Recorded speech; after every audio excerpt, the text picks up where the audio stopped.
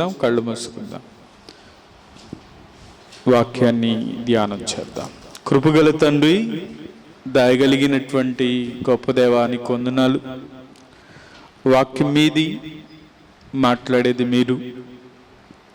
మీ శ్రేష్టమైన మాటల చేత మీరు మాతో మాట్లాడి బలపరచాలి. మీ చేతులకి మమ్మల్ని అప్పగించుకుంటూ మీ కృపతో మాతో మాట్లాడి బలపరచాలి. యేసు నామములో అడుగుచున్నాము తండ్రి, ఆమేన్. దేవునికి స్తోత్రం చెప్దాం. హల్లెలూయా. యోహాను సువార్త 4వ అధ్యాయం 50వ వాక్యంలో యేసయ్య చెప్తున్న మాట, యేసు నీవు వెళ్ళుము, నీ కుమారుడు బ్రతికి ఉన్నాడని అతనితో చెప్పగా ఆ మనుషుడు యేసు తనతో చెప్పిన మాట నమ్మి వెళ్ళిపోయి. ఆ మనుషుడు యేసు తనతో చెప్పిన మాట నమ్మి వెళ్ళాడు. ఈ మాటలో ఆశ్చర్యకార్యాలు వెతికే వారి కన్నా విశ్వాసము గలవారే గొప్పవారు అనేది ఈ వాక్య భాగం ద్వారా దేవుడు మనకు నేర్పిస్తున్న ఒక అద్భుతమైన పాఠం. దానికి స్తోత్రం చెప్దాం. హల్లెలూయా. ఏం చెప్పండి?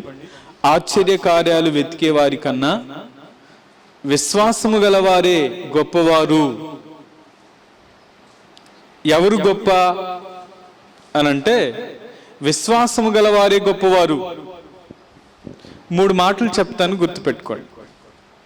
ఒకటి, విశ్వాసము గలవారు అద్భుతాలు చూస్తారు. రెండవది, విశ్వాసము గలవారు అద్భుతాలు అనుభవిస్తారు. మూడవది, విశ్వాసము గలవారు అద్భుతాలు చేస్తారు. ఎన్ని? అద్భుతాలు చూస్తారు, అద్భుతాలు అనుభవిస్తారు, అద్భుతాలు చేస్తారు. సరే, అద్భుతాలు చేసే సంగతి పక్కన పెడదాం, అది దేవునికి వదిలిపెడదాం. ఇప్పుడు మనం చేయవలసిన పని ఏంటంటే అద్భుతాలు చూడాలి, అద్భుతాలు అనుభవించాలి. మనం అద్భుతాలు చూస్తూ అద్భుతాలు అనుభవించాలి అని అంటే మనం ఏం చేయాలి? అందుకనే ఈ మాటల్లో ఆ ప్రధాని ఎక్కడికి వచ్చాడంటే యేసయ్య దగ్గరకు వచ్చాడు. ఆ ప్రధాని కుటుంబంలో ఓ సమస్య ఉంది. ఆ సమస్య ఏమని రాయబడిందంటే చూడండి, 46వ వాక్యంలో, కపెర్నహూములో ఒక ప్రధాని కుమారుడు రోగి అయి ఉండెను. ఇప్పుడు కపెర్నహూములో తమ కుమారుడు రోగిగా ఉన్నాడు. ఆయన ఎక్కడికి వచ్చాడంటే గలిలయలోని కానా అనేటువంటి ఊర్లో యేసయ్య ఉన్నప్పుడు యేసయ్య దగ్గరకు వచ్చాడు. దాదాపుగా కానాకి కపెర్నహూముకి 20 మైళ్ళ దూరం. ఎన్ని మైళ్ళ దూరం? 20 మైళ్ళ దూరం. ఇప్పుడు తమ కుమారుడికి రోగి అయి ఉండెను అని రాయబడ్డా. ఆయనకు వచ్చిన రోగం ఏంటి? ఆయనకు వచ్చిన రోగం ఏంటంటే జ్వరం. మనం చదివిన కింద మాటల్లో ఏమని కనబడుతుందంటే చూడండి, ఆ మాట 52వ వాక్యం చివరి లైన్లో, నిన్న 1 గంటకు జ్వరం వాని విడిచెనని అతనితో చెప్పిరి. అంటే అతనికి వచ్చిన రోగం ఏంటంటే జ్వరం. ఇప్పుడు జ్వరం వస్తే మనుషులు చచ్చిపోతారా? జ్వరం వస్తే మనుషులు చచ్చిపోతారా? చెప్పండి. జ్వరం వస్తే మనుషులు చచ్చిపోతారా? ఇప్పుడు నార్మల్ జ్వరం అయితే ఏం కాదు. ఒకవేళ దాంట్లో ఏమేమి జ్వరాలు ఉన్నాయి? డెంగ్యూ, టైఫాయిడ్, ఇంకా మలేరియా, చికున్ గున్యా ఉన్నాయా? ఇప్పుడు మనం జ్వరం వచ్చిన తర్వాత ప్లేట్లెట్ కౌంట్ పడిపోతుంది అని అంటే డెంగ్యూ వచ్చినట్టు కదా. ఇప్పుడు టైఫాయిడ్లో కూడా ప్లేట్లెట్ కౌంట్ పడిపోతున్న పరిస్థితులు మనకు కనబడదు. ఇప్పుడు ప్రధాని కుమారుడు జ్వరంతో బాధపడుతున్నాడు. మరి ఎన్ని రోజులు రాయలేదు కానీ, అయితే చావడానికి ఏమైపోయాడంటే సిద్ధమై ఉన్నాడు, చచ్చిపోవడానికి సిద్ధంగా ఉన్నాడు. అలాంటి సమయంలో ఎక్కడికి వచ్చాడంటే యేసుక్రీస్తు వారి దగ్గరికి వచ్చాడు. ఇప్పుడు యేసుక్రీస్తు వారి దగ్గరికి వచ్చి ఆయన, అయ్యా నా కుమారుడు సావసిద్ధమై ఉన్నాడు, ఇదిగో నీవు ఇంకా చనిపోకముందే నీవు రాయ్యా అని వేడుకుంటున్నట్లుగా మనం చూస్తాం. ఇప్పుడు సావసిద్ధమై ఉన్నాడు అన్న మాట మనకేం కనబడుతుందంటే, ప్రస్తుత పరిస్థితులు ఒకవేళ ఈ కోణంలో మనం ఆలోచన చేస్తే, కొంతమంది మానసికంగా కృంగిపోతున్నటువంటి పరిస్థితులు, కొంతమంది ఆర్థికంగా కృంగిపోతున్నటువంటి పరిస్థితులు, మరికొంతమంది ఆరోగ్యపరంగా కృంగిపోతున్నటువంటి పరిస్థితులు. ఒకవేళ వైద్య పరంగా అంటే కొంతమంది మనం ఏదన్నా బాగున్నప్పుడు హాస్పిటల్ తీసుకువెళ్తాం. హాస్పిటల్ తీసుకెళ్ళిన తర్వాత డాక్టర్లు చూసి ఇది మా వల్ల కాదు అని వారు కూడా చేతులెత్తేసిన పరిస్థితులు మనకు కనబడతాయి. అలాంటి పరిస్థితులు చూసారా? ఎవరైనా డాక్టర్లు ఇక మా చేతుల్లో ఏం లేదు, ఇక దేవుడే దిక్కు, ఆమె చూసారా? అలాంటి అంటే చూస్తాం, చాలా చూసాం. ఇప్పుడు దేవుడే దిక్కు అని దేవుని మీద మనం విశ్వాసం ఉంచినప్పుడు ఆ విశ్వాసం మనం ఏం చేస్తుందంటే, ఆ పరిస్థితిలో నుంచి, ఏది ఒకవేళ అది మానసిక ఒత్తిడిలోనైనా, ఆర్థిక పరిస్థితులైనా, ఒకవేళ ఆరోగ్యపరమైనటువంటి పరిస్థితుల్లో నుంచి అయినా యేసయ్య మనలను విడిపించునుగాక. ఇప్పుడు మానవుని ఆలోచనలతో కాదు, మానవుని యొక్క ఆలోచనలతో కాదు కానీ, నీవు అనుకున్న విధంగా కాదు కానీ, దేవుని యొక్క ప్రణాళికలోనే దేవుడు తన యొక్క కార్యాలను సఫలం చేయాలి అని అనుకుంటూ ఉంటాడు. యేసయ్య దగ్గరికి ఆయన వెళ్ళినప్పుడు, అలాగే ప్రధాని యేసుక్రీస్తు వారిని వేడుకుంటున్నాడు, అయ్యా చావకు మునిపే రాయ్యా. అయితే యేసయ్య అంటున్న మాట, నీ వెళ్ళు, నీ కుమారుడు బ్రతికి ఉన్నాడు. దేవునికి స్తోత్రం చెప్దాం, హల్లెలూయా. ఎప్పుడైతే నువ్వు వెళ్ళు, నీ కుమారుడు బ్రతికి ఉన్నాడు, నువ్వు వెళ్ళు, నీ కుమారుడు బ్రతుకుతాడు అనలే, నీ కుమారుడు బ్రతికి ఉన్నాడు అని చెప్పాడు. ఎప్పుడైతే ఆయన వెళ్ళటం ప్రారంభించాడో దేవుడు తన జీవితంలో అద్భుతం చేయటం ప్రారంభించాడు. దానికి స్తోత్రం చెప్దామా? ఇక్కడ మన జీవితాల్లో కూడా దేవుడు అద్భుతాలు చేయాలి అనంటే, మన జీవితంలో మనం నమ్మి మనం దేవుని వైపు చూస్తున్నప్పుడు దేవుడు తప్పకుండా మన జీవితాల్లో కూడా అద్భుతాలు చేయునుగాక. ఎప్పుడు అద్భుతం చేస్తాడు అంటే, మనం నమ్మినప్పుడు, మనం దేవుని వైపు చూసినప్పుడు. ఓ మాట గుర్తుపెట్టుకోండి, మనం ఒకవేళ నమ్మి ఆ మనుషుడు, అందుకని ఆ మాటలో 50వ వాక్యంలో చెప్పబడిన మాట, ఆ మనుషుడు యేసు తనతో చెప్పిన మాట నమ్మి వెళ్ళిపోయాను. ఈ రోజుల్లో ఏమవుతుందంటే, నమ్మి వెళ్ళట్లా, విని వెళ్ళిపోతున్నాం. దేవుని వాక్యాన్ని వింటున్నాం, అయితే విని వెళ్ళిపోవటం వల్ల మనం అద్భుతాన్ని చూడం, విని వెళ్ళటం వల్ల ప్రయోజనం చూడం. కానీ నమ్మి మనం వెళ్ళగలిగితే దేవుడు మన పక్షంగా అద్భుతాన్ని చేయునుగాక. అందుకనే ప్రయోజనకరంగా ఎప్పుడు మార్చబడుతుంది అనంటే, నమ్మినప్పుడు మనకు ప్రయోజనకరంగా విన్నప్పుడు కాదు. చాలా విషయాలు వింటూ ఉంటాం, వినుట వలన ఏం కలుగుతుంది? విశ్వాసం కలుగుతుంది. అయితే ఆ విశ్వాసం ఎలా ఉండాలంటే మనలో స్థిరపరచబడాలి. విశ్వాసాల్లో కూడా రకాలు ఉన్నాయి, చెప్పండి. అవిశ్వాసం ఉంది, అల్ప విశ్వాసం ఉంది, ఇంకో విశ్వాసం గొప్ప విశ్వాసం ఉంది. ఇప్పుడు అల్ప విశ్వాసం ద్వారా కార్యాలు చూడలేం, అవిశ్వాసం ద్వారా కార్యాలు చూడలేం. మన విశ్వాసము పరిమాణం ఏమవ్వాలంటే కొద్ది కొద్దిగా పెరుగుతూ రావాలి. విశ్వాసం ఎప్పుడైతే పెరుగుతుందో అప్పుడు మన జీవితంలో అద్భుతాన్ని చూస్తాం, అద్భుతాలను అనుభవిస్తాం. మన జీవితంలో విశ్వాసం లేకుండా, అందుకనే విశ్వాసము గలవారే ఏం చూస్తారు అంటే అద్భుతాలు చూస్తారు. విశ్వాసము గలవారే అద్భుతాలను ఏం చేస్తారంటే అనుభవిస్తారు. ఇప్పుడు విశ్వాసము గల వారిని ఒకవేళ వారు దేవుని దగ్గరకు వచ్చారనుకోండి, దేవుడు వారిని చూచి వారి జీవితంలో విశ్వాసము ద్వారా అద్భుతాలు అనుభవించే విధంగా దేవుడే చేయునుగాక. ఒకవేళ మనకున్న బంధకాలు, మనకున్న పరిస్థితులు, ఒకవేళ ప్రతి పరిస్థితిలో కూడా మన వ్యక్తిగతంగా మనం చెప్పాలంటే ఎన్నో విషయాలు మనం చెప్పచ్చు. వైద్యులు ఇక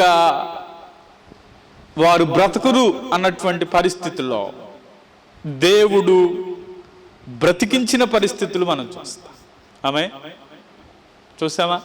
ఒకవేళ నేను ఈరోజు నేను మీ మధ్యలో నిలబడ్డాను అంటే ఆనాటి కాలంలో ఇది మా నాన్నగారి జీవితంలో దేవుడు నమ్మినప్పుడు దేవుడు చేసిన కార్యాన్ని బట్టే తప్ప, ఒకవేళ నమ్మకపోతే ఎన్నెన్నో తిరిగారు.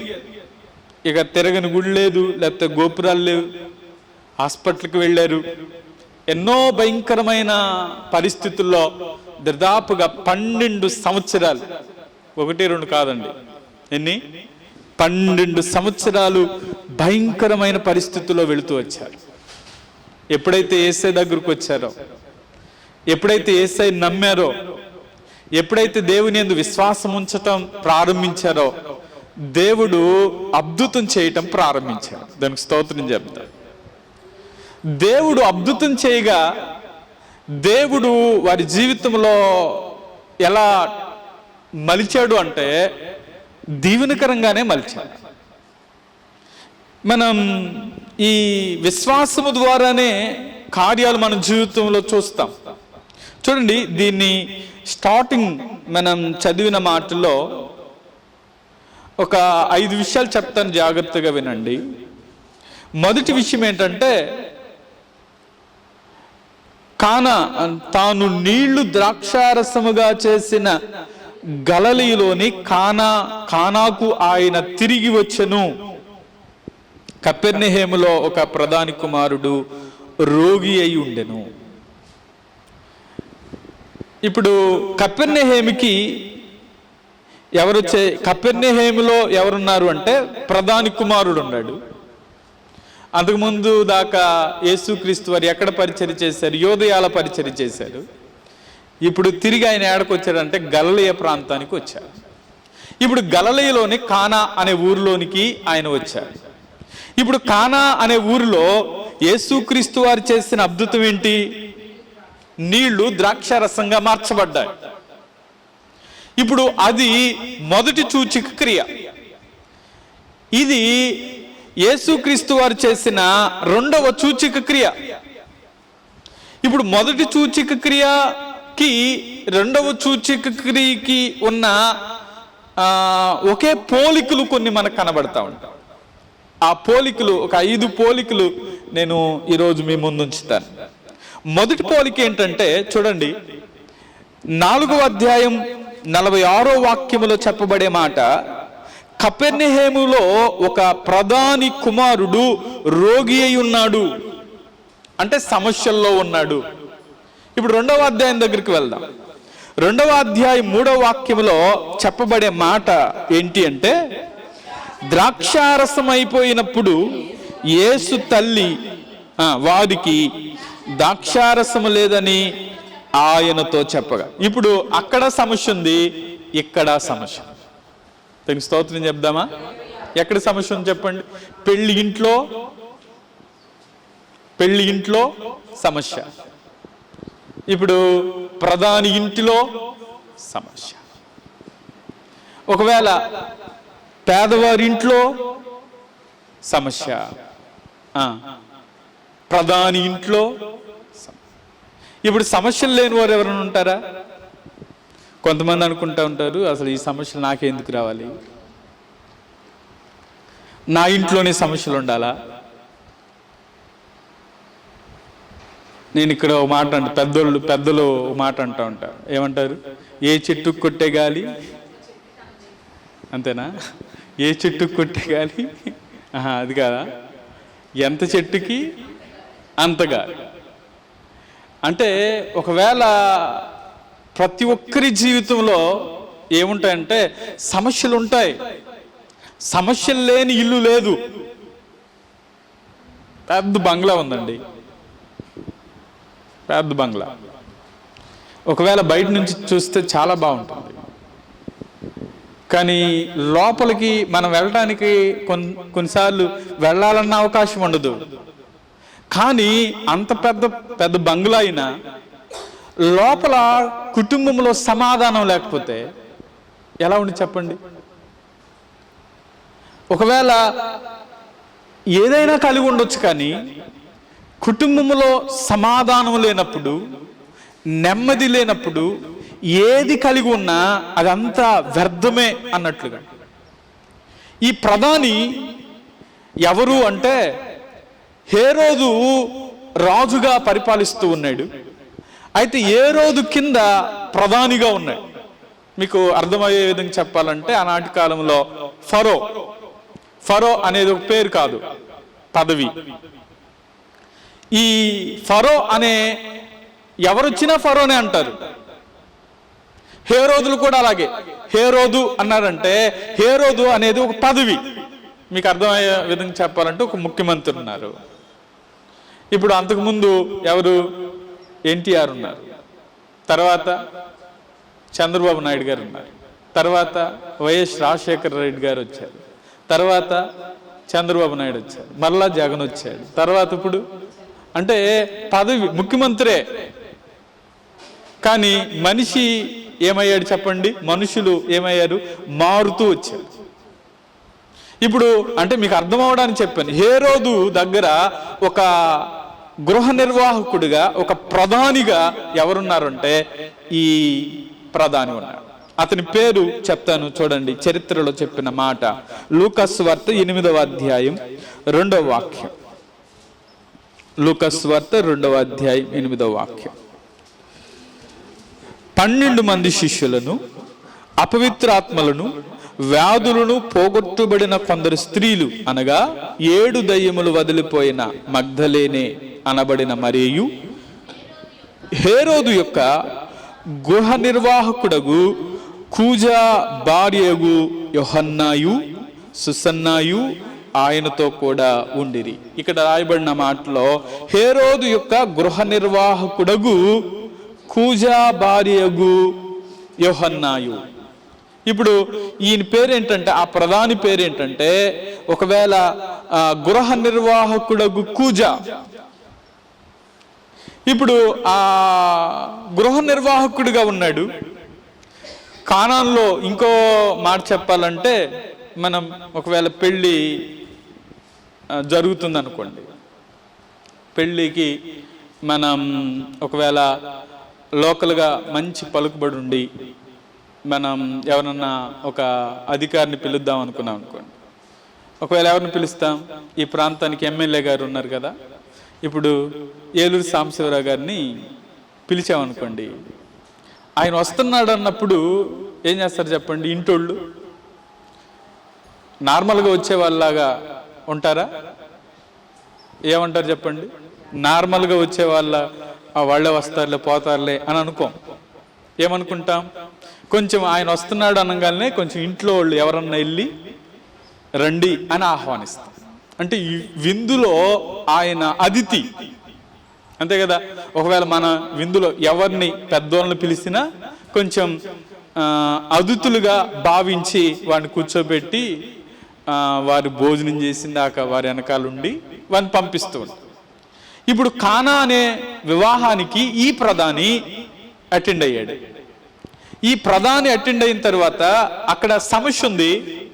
ఆ సమస్య యేసయ్య దగ్గరకు యేసయ్య తల్లి మరీ చెప్తుంది, ఇదిగో ద్రాక్షారసం అయిపోయిందయ్యా అని. ఎప్పుడైతే ద్రాక్షారసం అయిపోయిన తర్వాత ద్రాక్షారసం నీళ్లు ద్రాక్షారసం అయ్యాయి. ఇప్పుడు ఆ ప్రధాని ఆ విందులో పాల్గొన్నాడు. ఇప్పుడు అంత అయిపోయింది. యేసుక్రీస్తు వారు మరలా ఎక్కడికి వచ్చారంటే గలిలయలోని కానానుకు వచ్చాడు అన్న సమాచారం ఈ ప్రధాని విన్నాడు. ఇప్పుడు ప్రధాని ఇంట్లో ఏముంది? సమస్య ఉంది. అంతకుముందు ఆ ఇంట్లో ఉన్న సమస్యను తీర్చిన దేవుడు ఈ ఇంటిలో, నా ఇంటిలో కూడా సమస్యను తీరుస్తాడు అని దేవుని దగ్గరకు పరిగెత్తుకుంటా వెళ్ళాడు. ఇది అసలు కారణం. దానికి స్తోత్రం చెప్దాం. ఎవరి సమస్యను తీర్చారు చెప్పండి? ఇప్పుడు పెళ్లి ఇంట్లో ఉన్న సమస్య, అలాగే ప్రధాని ఇంట్లో ఉన్న సమస్య. ఈ మాటను బట్టి నేను అంటాను, ఒకవేళ చిన్న ఇంటిలోనైనా సమస్యలు ఉన్నాయి, పెద్ద ఇంటిలోనైనా సమస్య. ఒకవేళ ధనవంతుల ఇంట్లో సమస్యలు ఉన్నాయి, ఒకవేళ లేనివారి పేదవారి ఇంట్లో కూడా సమస్యలు లేని ఇల్లు లేదు.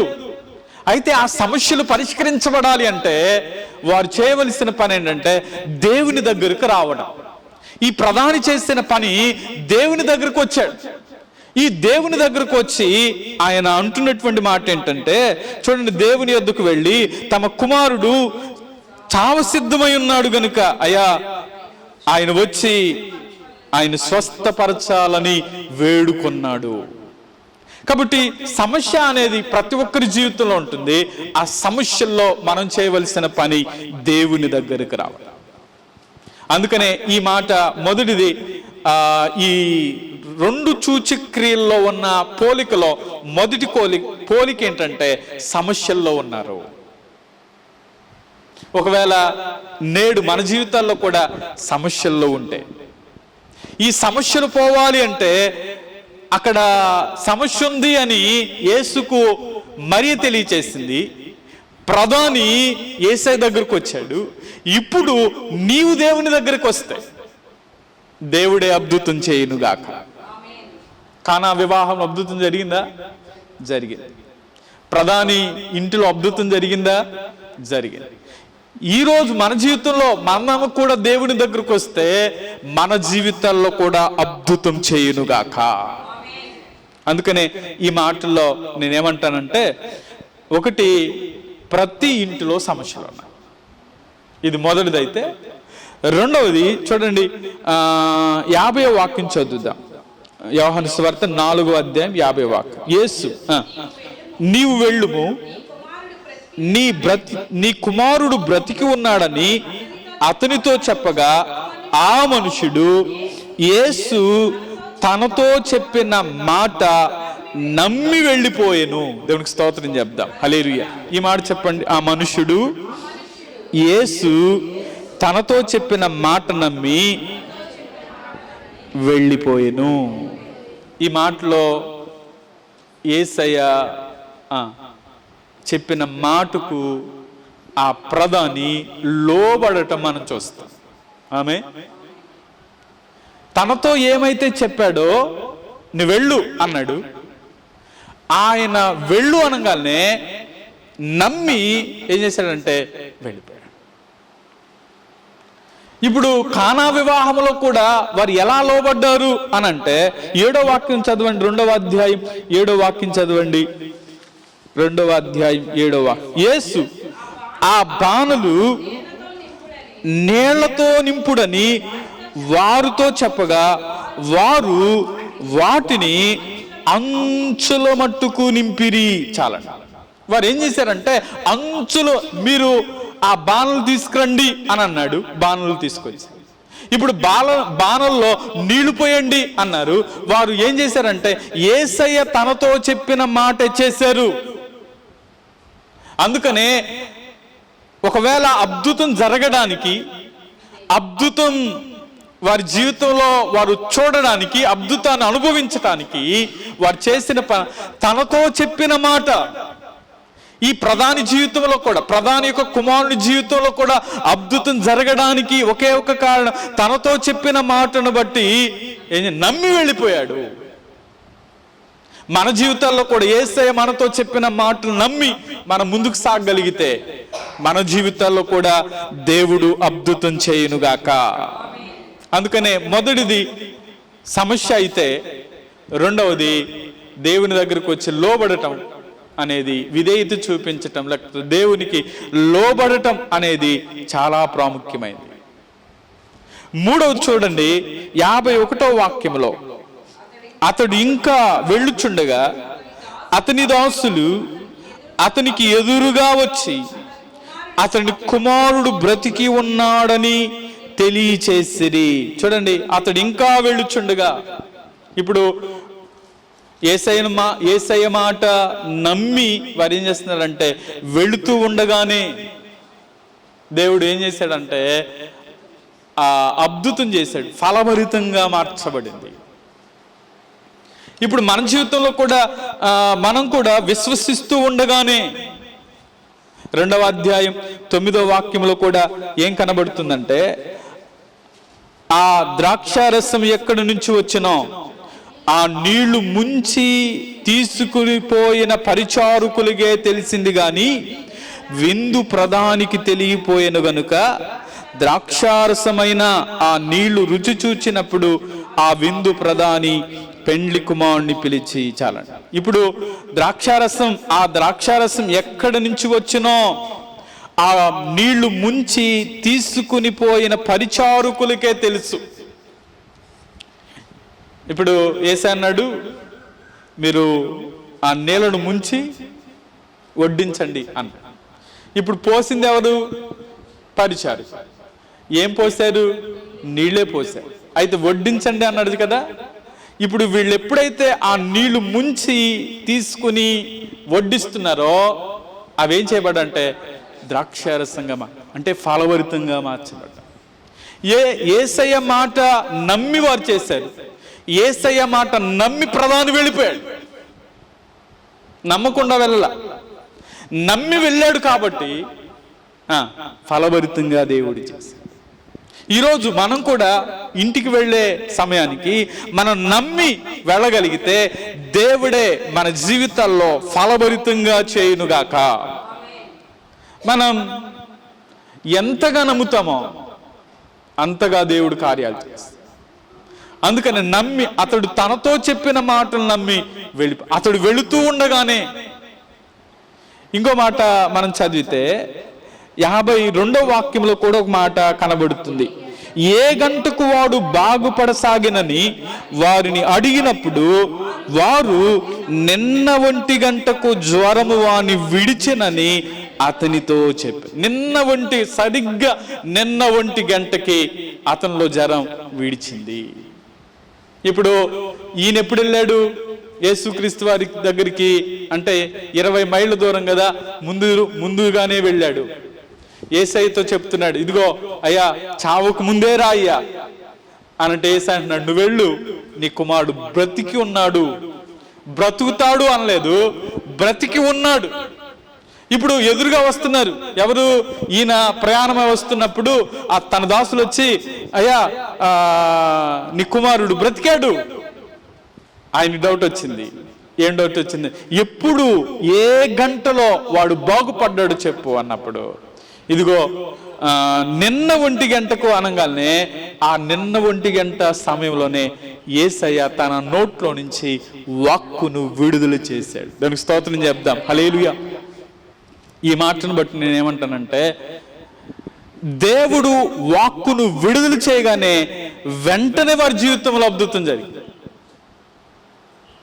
ఇప్పుడు ఏ సమయంలో జరిగింది అంటే, యేసయ్య తను అనుకున్న సమయంలో, ఇప్పుడు ఆ సమయంలో నిన్న 1 గంటకి, అంటే ఆయనకి ఆలోచన వచ్చింది, నిన్న 1 గంట సమయంలోనే కదా యేసయ్య నువ్వు వెళ్ళు, నీ కుమారుడు బ్రతుకున్నాడని చెప్పింది.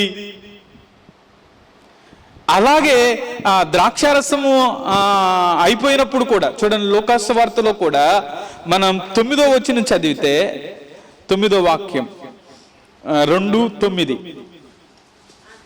ఆ ద్రాక్షారసం ఎక్కడి నుంచి వచ్చినో ఆ నీళ్లు ముంచి తీసుకుని పోయిన పరిచారకులకే తెలిసింది కానీ విందు ప్రధానికి తెలిగిపోయాను. అంటే వెంటనే ఆ నీళ్లు తీసుకుని వెళ్ళారు, అవి వెంటనే ఏమైపోయానంటే నీళ్లు ద్రాక్షారసం అయిపోయాయి.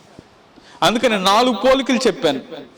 4 పోలికల్లో మొదటిది ఇద్దరి దగ్గర సమస్య, రెండవది ఇద్దరూ లోబడ్డారు. ఆ సందర్భంలో లోబడ్డారు, ఈ సందర్భంలో లోబడ్డారు. మూడవది అక్కడ సమస్య ఫలభరితమైంది, ఇక్కడున్న సమస్య కూడా. అయితే ఆ సమస్య ఫలభరితం ఎలా అయిందంటే వెంటనే జరిగింది, ఇక్కడ కూడా వెంటనే జరిగింది. అలాగే చివరిగా ఇంకొక మాట చెప్తాను. ఆ మాట ఏంటంటే 52వ వాక్యం చదివితే 53వ వాక్యం చదువుతాం. నీ కుమారుడు బ్రతికి ఉన్నాడని యేసు తనతో చెప్పిన గంట అదే అని తండ్రి తెలుసుకొనెను గనుక అతడును అతని ఇంటి వారందరూ నమ్మిరి. ఇది యేసు యోదయ నుండి గలిలయకు వచ్చి చేసిన 2వ సూచక క్రియ. చాలా ఈ మాటలో యేసు తనతో చెప్పిన గంట అదే అని తన తండ్రి తెలుసుకున్న తర్వాత అతడును అతని ఇంటి వారును ఏం చేశారంట? నమ్మి. ఏమని రాయబడింది? నమ్మిరి. ఈ మాటను బట్టి నేను అంటాను, యేసయ్య చేసిన అద్భుతాన్ని బట్టి విశ్వసించిన వారు ఉన్నారు. వారు ఏం చేశారంటే నమ్మారు. ఒకవేళ మొదటి సూచక్రియలో కూడా చూడండి, చివరి 2వ అధ్యాయం 11వ వాక్యంలో గలిలయలోని కానాలో యేసు ఈ మొదటి సూచక్రియను చేసి తన మహిమను బయలుపరిచెను. అందువలన ఆయన శిష్యులు ఆయన యందు విశ్వాసముంచిరి. ఇప్పుడు అక్కడ కూడా శిష్యులు ఏం చేశారంటే విశ్వాసం ఉంచారు. ఇక్కడ ఏం చేశారంటే అతడును అతని ఇంటి వారందరూ నమ్మారు. దానికి స్తోత్రం చెప్దాం. హల్లెలూయా. మన జీవితాల్లో కూడా దేవుడు అద్భుతాలు చేయాలంటే ఒకవేళ అతడు అతని ఇంటి వారు అందరూ నమ్మే విధంగా దేవుడు అద్భుతాలు చేయనుగాక. సరస్వతమ్మ గురించి ఒక మాట చెప్పచ్చు. ఆమె జీవితంలో దేవుడు చేసిన కార్యం తర్వాత ఇప్పుడు ఆమె బిడ్డలు, ఆమె మనో సంతానం, ఇంకో మునిమన సంతానం, అంటే 4 తరాలు అతడు అతని ఇంటివారు. దేవుడు అద్భుతం చేయాలి అని అంటే మన విశ్వాస పరిమాణంలో మన పిల్లలు, ముందున్న పిల్లలు, ఇలా చెప్పాలంటే చాలా చెప్పొచ్చు. మన జీవితంలో అద్భుతాలు చేయడానికి ఒకవేళ మనం చేయవలసిన పెట్టుబడి ఏంటంటే విశ్వాసమే. అద్భుతాలు అనుభవించడానికి మనం పెట్టవలసిన పెట్టుబడి ఏంటంటే విశ్వాసం. నాకు బాగా గుర్తు, ఆన్లైన్ ప్రే జరుగుతున్నప్పుడు ఒక చిన్న నూనె బాటిల్ కోసం ప్రార్థన చేసి పంపించాం. గుంటూరు తీసుకెళ్ళారు, అవును కదా. ఇక పరిస్థితి ఈ డాక్టర్లే చేతులు ఎత్తేశారు. ఇక అంటే ఆ పరిస్థితిలో ఇక డాక్టర్ దాదాపు 90+ ఎవరైనా ఏమనుకుంటాం, అయిపోయిందిలే అని ఏడుస్తూ ఉన్నా. కానీ నేను అనుకుంటాను, ఆమె రక్షించబడడానికి ఆ కుటుంబంలో ఉన్న వారిని దేవుని ఎదుకు నడిపించడానికి ఒక బలమైన సాధనం. ఇప్పుడు మా కుటుంబం నాన్న రక్షించబడిన కారణం చేత ఆయన బిడ్డలు, ఆయన మనవ సంతానం, ఆయన ఇప్పుడు 4వ తరానికి, ఇప్పుడు 4 తరాలు ఉన్నాయి. ఇప్పుడు మా బ్లెస్సీ వాళ్ళు 3వ తరానికి వస్తారు, కానీ 4 తరాలు, 4 తరాలకి ఇప్పుడు రక్షించబడినటువంటి వారికి ఒక బలమైన సాధన. అందుకనే అతడును అతని ఇంటి వారందరూ నమ్మారు. మన జీవితాల్లో కూడా దేవుడు కార్యాలు చేయడానికి కారణం ఏంటంటే విశ్వాసం ఉంచడానికే, నీవు దేవుని ఎద్దుకు రావడానికే, దేవుని మహిమపరచడానికే. కాబట్టి ప్రధాని కుమారుని జీవితంలో స్వస్థత జరిగింది అని అంటే ఒకటే, నమ్మి వెళ్ళిపోయాడు, విని వెళ్ళిపోలా. ఈ మాట గుర్తుపెట్టుకోండి, విని వెళ్ళిపోయాడు. ఎలా వెళ్ళాడు? నమ్మి వెళ్ళిపోయాడు. మన జీవితంలో కూడా నమ్మి మన ఇంటికి వెళ్ళగలిగితే దేవుడు నిశ్చయంగా నా జీవితంలో, నా కుటుంబ జీవితంలో ఈ కార్యాన్ని చేస్తాడు. ఒకవేళ మనుషులకు అది అసాధ్యం, ఒకవేళ మనం అనుకున్నవే జరగాలి అని అనుకోవటం కూడా, ఒకవేళ మనం అనుకున్నవి కాదు, దేవుడు అనుకున్నది, దేవుడు అనుమతించేది మన జీవితంలో దేవుడే చేయునుగాక. కాబట్టి ఈ మాటలను బట్టి నేనేమంటానంటే, మనం కూడా విశ్వాసము ద్వారే, అందుకనే 3 మాటలు చెప్పాను. ఏమంటానంటే, విశ్వాసము ద్వారా, విశ్వాసము గలవారు అద్భుతాలు చూస్తారు, విశ్వాసము గలవారు అద్భుతాలు అనుభవిస్తారు, విశ్వాసము గలవారు అద్భుతాలు చేస్తారు. ఇప్పుడు చేసే కార్యక్రమం తర్వాత అన్నాను కదా, ఇప్పుడు మనం చేయాల్సింది ఏంటంటే, మనం చూడాలి, మనం అనుభవించాలి. విశ్వాసం ద్వారానే, విశ్వాసం ద్వారా. ఎప్పుడైతే మనం విశ్వాసం ద్వారా, ప్రతి ఇంట్లో ఏమున్నాయంటే సమస్యలు ఉన్నాయి. సమస్యలు లేని ఇల్లు లేదు. అది చిన్న ఇల్లు అయినా పెద్ద ఇల్లు అయినా, ఏ ఇంట్లోనైనా సమస్యలు ఉన్నాయి. ఆ సమస్యలు తీరడానికే యేసే దగ్గరకు వచ్చి, ఆ సమస్యలు తీరడానికే ఏం చేయాలంటే దేవుని సన్నిధిలో వేడుకున్నాడు. అందుకని వేడుకోవటం అంటే, ఇంకో మాట చెప్పాలంటే, ఇది ఇక్కడ ఒక మాట ఉంది, ఈ మాట చదవండి. యెహోవాను, దేవుని స్తోత్రం, హల్లెలూయా. వేడుకోవటం అన్నా బతిమాలుకోవటం అన్నా ఒకటే. కాబట్టి మిమ్మల్ని ప్రేమపూర్వకంగా 7 వారాలు జరిగే, ఆల్రెడీ 1 వారం అయిపోయింది, ఇంకా 6 వారాలు ఉన్నాయి. దేవుని బతిమాలుకోవడానికై మిమ్మల్ని ఆహ్వానిస్తూ ఉన్నాను. కాబట్టి నమ్మి మనం ప్రార్థన చేస్తున్నప్పుడు దేవుడే మన కుటుంబాల్లో గొప్ప కార్యాలు చేయునుగాక. కాబట్టి ఆశ్చర్య కార్యాలు వెతికే వారి కన్నా విశ్వాసం గలవారే గొప్పవారు అనేది దేవుడు మనకు నేర్పిస్తున్న గొప్ప. ఎంతమంది వచ్చారు చెప్పండి? ఒక కానాను స్త్రీ వచ్చింది, అమ్మా నీ విశ్వాసం గొప్పది, నేను స్వస్థపరుస్తాడు, వెళ్ళు అన్నాడు. ఒకవేళ యాయూరు కుమార్తెను దేవుడు బాగు చేశాడు. రక్తస్రావం కలిగిన స్త్రీని వస్త్రపు చెంగు ముట్టగానే ఆమె జీవితంలో కార్యం. ఇలా మనం చెప్పాలంటే, నమ్ముట నీ వలనైతే నమ్మువానికి సమస్తం. మనలో ఏముండకు. అందుకనే విశ్వాసంలో ఏ రకాలు ఉండకూడదంటే, అవిశ్వాసం ఉండకూడదు, అల్ప విశ్వాసం ఉండకూడదు, విశ్వాసం పెరగాలి. ఎప్పుడైతే విశ్వాసం పెరుగుతుందో, విశ్వాసంలో నిలిచి ఉంటాం, విశ్వాసంలో నడుస్తాం, విశ్వాసంలో కొనసాగుతాం, అప్పుడు దేవుడు మన జీవితంలో గొప్ప కార్యాలు చేయునుగాక. కాబట్టి నిశ్చయంగా విశ్వాసము గలవారు అద్భుతాలు చూస్తారు, విశ్వాసం గలవారు అద్భుతాలు అనుభవిస్తారు. మనం చూస్తూ అనుభవిస్తూ అద్భుతాలు చేసే స్థితిలోనికి దేవుడు మనల్ని నడిపించునుగాక. కళ్ళు మూసుకుందాం, ప్రార్థించాం. అందరూ తలలు వంచుదాం, కళ్ళు మూసుకుందాం, ప్రార్థించాం. కృపగల తండ్రి, దయగలిగినటువంటి దేవానికి వందనాలు. వాక్యం మీది మీరు మాతో మాట్లాడుతూ వచ్చినందుకై స్తోత్రాలు.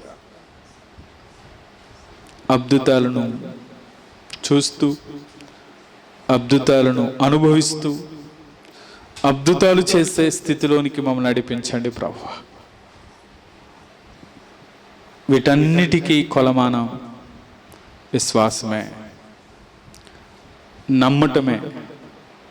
మీ దగ్గరకు వచ్చాం, మిమ్మల్ని నమ్ముకున్నాం అయ్యా, మీరు మమ్మల్ని బలపరచారు. ప్రార్థన చేద్దాం.